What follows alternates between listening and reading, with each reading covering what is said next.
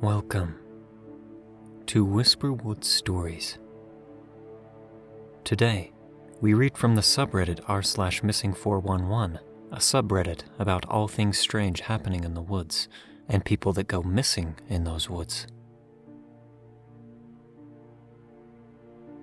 Our first story is from Jameson5561. Intro.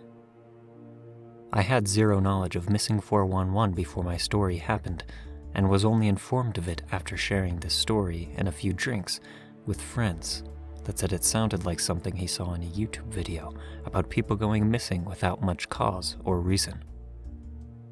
I have experienced a few close calls in my life, a few gunfights, and am a big believer to always run on instinct and listen to my gut. I think I'm still alive today from a few of those times. I only mention this to say that I don't usually scare easily. Science won't support it, but I have seen/read many of people's lives saved by trusting their own gut. I remember reading a story of a small patrol in Iraq driving to a fork instead of going left. Someone yells out, "Right, right, right." Then they go right, only later to learn that there was a 2,000-pound IED to the left that another patrol found the following week. Hearing those kinds of stories and first-hand experiences have made me a big believer that we might have some unknown ability to sense danger, even if we can't put it on paper. My wife and I are small business owners, giving us the freedom to take some last-minute trips. I approached her on Thursday and said, "Hey, let's fly to Colorado tomorrow and get a nice Airbnb." My search led me to a nice little cabin, not quite realizing how remote it was. The cabin was said to have some really nice trails in the area, and we had plans to hike around the next few days. Nothing far, at most a mile or two. There was also said to be a creek right down the hill from the cabin. The host said that we would definitely need a 4x4 to get down there, and she wasn't wrong. I went camping as a child with my dad, so staying at a cabin seemed like a night at a hotel. When we got there, the place was beautiful, well-maintained, and should have shaped up to be an incredible weekend. I will mention that during the last 5 miles or so, I was starting to feel very uneasy and on high alert. Mind you, I was only going 5 to 10 miles per hour as it was a very icy and windy road up the elevation of 11,000 feet at the base of a large granite mountain. Again, this meant nothing to me at the time. It took nearly 45 minutes to reach the cabin. Upon arriving, I remember that before I got out of the Jeep, I looked at my wife and said something along the lines of, "We really, really need to pay attention out here. We are very, very far from help, and it would take us a while to get back if we needed it." I was feeling very uneasy at this point, but assumed it might have been from the stressful drive. It was the least favorite drive of my life, and I'm a car fanatic.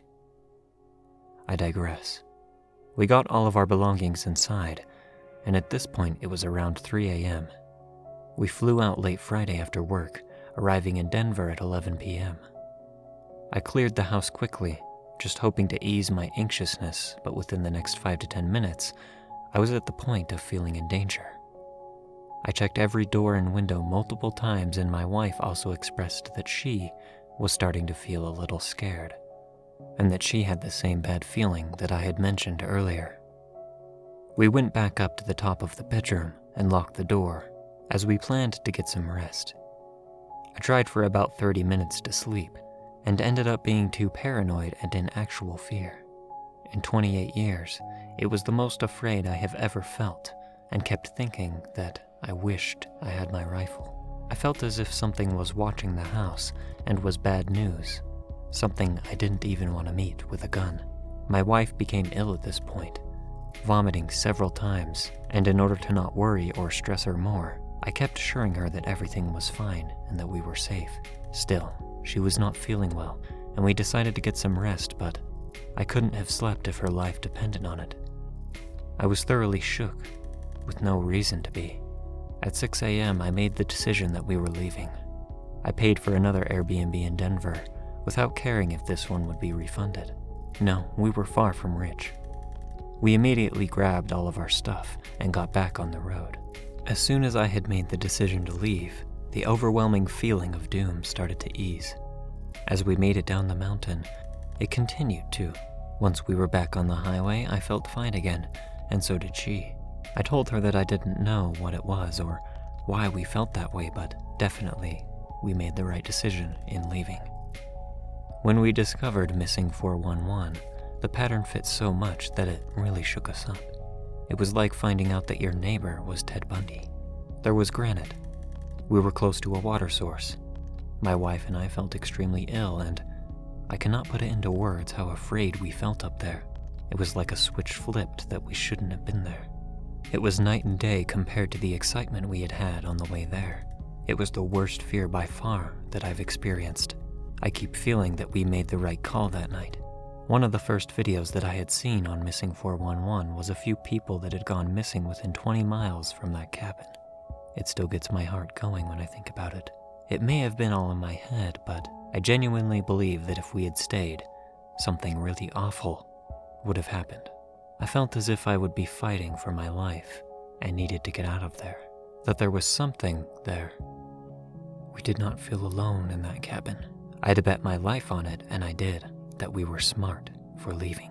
In conclusion, I know that this isn't the standard case, but with how well it matched up with the profile, I thought I'd share it with you all. Very creepy, Jameson. I'm glad you made it out alive. I wonder who or what could have been in that cabin that was spooking you out so much. If anyone has an idea, leave a comment below.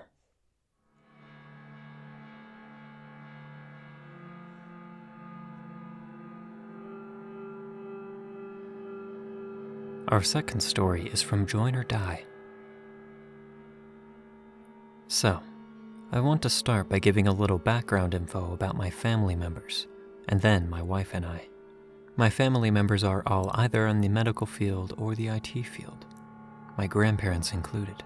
They are credible people, and they usually get pretty skeptical to a certain point. My wife is working in her bachelor's degree in radiology, X-ray, and I am working on my master's degree in data analytics. My wife and I both attend online programs for school due to the current pandemic, and the fact that we have a 1.5-year-old. Our property consists of 55 acres of dense forest and a small house. My family has owned the property for a little under a decade, and no one lives out there. My family bought it for an occasional getaway and for emergencies. My grandparents and both of my uncles always would tell us stories of hearing strange sounds at night, something beating on the tree trunks with sticks, and they would apparently hear something knock up against the house from time to time. They would also hear whistles at night, and they would find broken tree limbs set up in weird ways, almost like some kind of fence or barricade towards the back of our property. My grandpa, trying not to sound crazy, said he thought it was essentially a North American primate that hadn't been officially acknowledged by the scientific community, Bigfoot. And my wife and I had never been believers in Bigfoot, ever. I'm a believer in extraterrestrials, I guess because the universe is so big, but I would have never considered Bigfoot's existence a possibility, or any other large undiscovered mammal in North America for that matter. So in April of this year, my wife and I decided to go stay out there for a couple of months, just to get away from the distractions of being in your early 20s and living in the city. So literally, on our first night there, after moving all of our stuff into the house, we started experiencing all of the same stuff my family described. Weird noises, knocks, whistles, always feeling like you're being watched. We would always have fires by the tree line at night, have a few drinks, and then you would just hear something that sounded like it had 2 legs, and it was big, just inside of the tree line where you couldn't quite see it. It would just sit there and not walk away, but rather just pace back and forth inside of the tree line and watch us. Whatever it was probably curious, because there hadn't been any human activity whatsoever on the property in over a year, until my wife and I had come along. The same stuff would happen over and over for about a month and a half, mainly just hearing weird noises as soon as the sun went down, all of the way until the sun came back up. Every night, it seemed like. Then, my wife and I actually saw something one night. It was around 10 p.m. We were outside in front of the house, and behind the house is where the forest was. I'm on the phone with the internet people because our internet was down, and me and my wife heard something that sounded like a coyote howl coming from the small field that separates our house and the forest. It was less than 100 yards away, but my house lights didn't reach far enough so we couldn't see what it was. Almost at the same time, we heard a second sound. This sound was more of a high-pitched chuckle, but it came from the same direction, so we thought whatever it was no more than one of them. About 5 minutes pass, and we don't think anything of it. I thought it was just coyotes. To the left of my house, about 30 to 40 yards away, is my neighbor's stable, where all of their livestock hang out. 2 or 3 horses, goats, cows, some chickens, and 2 guard dogs. I also think that it's important to note that my neighbors had just bought all of those animals, except for the dogs and horses, within the 2 weeks prior to this event. The livestock were a new addition to my neighbor's property. Anyways, I noticed that the mama cow was starting to get mad about something, and she was looking at something in the dark that my wife and I couldn't see. The mama cow actually stepped onto one of her calves by accident, trying to get in between them and whatever it was that was spooking her. A few seconds later, she charged at whatever it was, and then me and my wife were finally able to make out the animal in the darkness. At first, it was on all fours, or some kind of squatting down, and when the cow charged, it stood up on 2 legs and ran away. It was black or dark brown and was around 7 feet tall. One weird thing is when it ran away, it made no sound whatsoever. And this all happened about 30 to 40 yards away from where me and my wife were standing. Another weird thing is that my neighbor's dogs roam freely at all times, and they would bark at everything.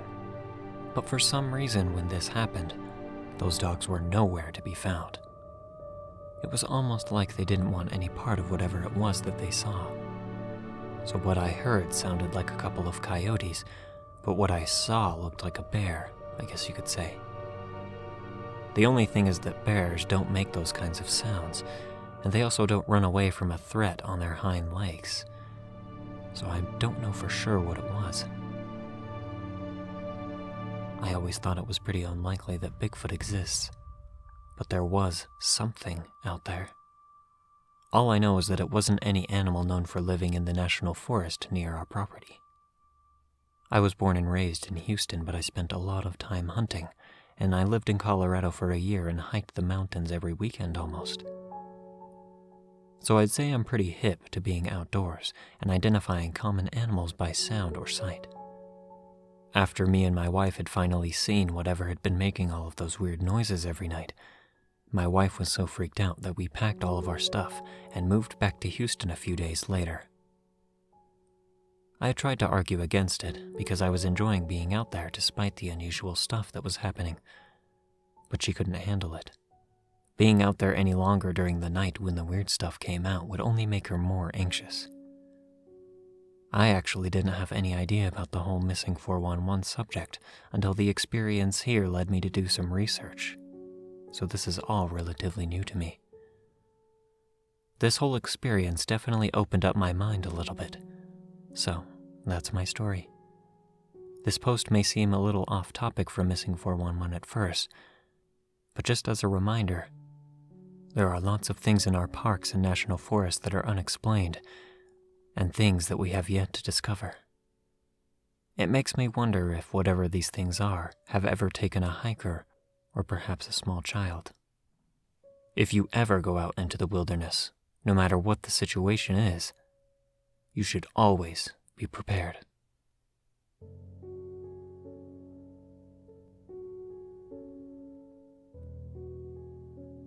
Our last story is from Air Constant. I'll try to ask for opinions here too, since some of the others suggested that I could have heard a portal or something else. First of all, I'm not really into the paranormal, so I apologize if this is unrelated to your sub. I know it might seem strange, but this sound has bugged me ever since the day I've heard it back in May.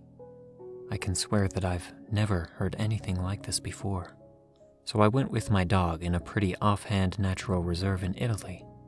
This one is a particular reserve. Since it's not like a park, it's wild and no human activity is allowed except for monitoring and hiking in specific days of the month, because it's the habitat of a very rare bird. Can't remember which one though. This means that I was basically alone with my dog, but still, it was a super sunny day and the place was not dangerous at all. No slopes, no hard paths, only a very big river, and if you wanted to avoid getting super close, you'll have no problems with it at all. Everything was great until lunch. While eating, out of nowhere, I started to hear a very strange noise coming from multiple directions in the woods. Now, this was super weird. I've read information on the reserve, and whenever they have a monitoring operation, they deny access to anyone. Plus, I was pretty sure that I was the only one person there at this time. This place has only one entrance, and it's totally surrounded by a swamp. There weren't any cars except for mine, and not a soul that I had seen out there. The closest structure was around 25 kilometers, or 15.5 miles, away from that place. My dog started to bark, and became so nervous that I had to calm her down for a little while. Something like this has never happened to her. My dog, a lab, has heard many noises, even louder than this strange one that we were hearing now, but she had never gotten this nervous before. So, the sound. I'll try to make you understand how it sounded. This is the best way that I can describe it. Like a loud, metallic bang, like when you hit a large stick on a metal can. Immediately followed by the sound of an engine failing to start, just like an old tractor to give you an idea.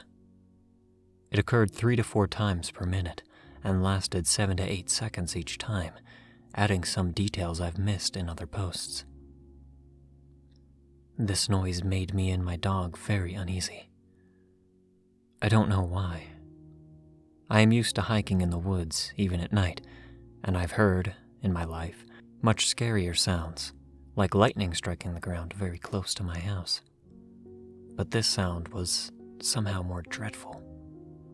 It made me and my dog freak out, so I decided to pack everything up and head back to the car to leave as soon as possible.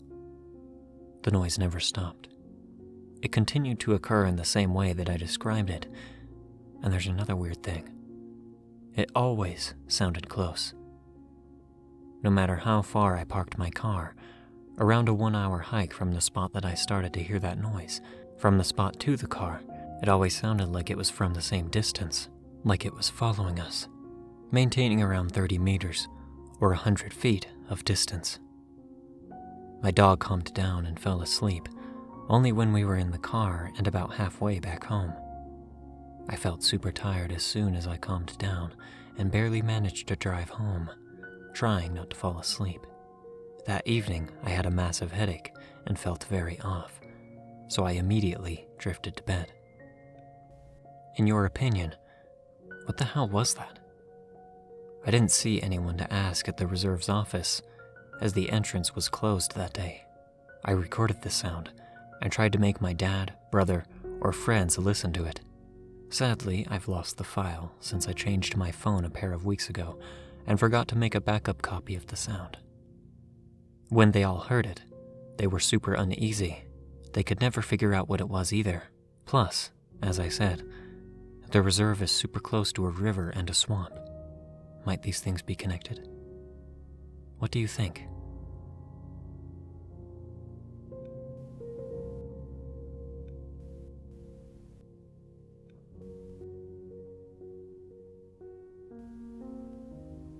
Thank you for listening to Whisper Woods Stories. If you enjoyed, don't forget to comment, like, and subscribe down below. Do you have a story that you'd like me to read here? Consider sending it to whisperwoodsubmissions@gmail.com. Thank you again for listening, and don't let the shadows get too close.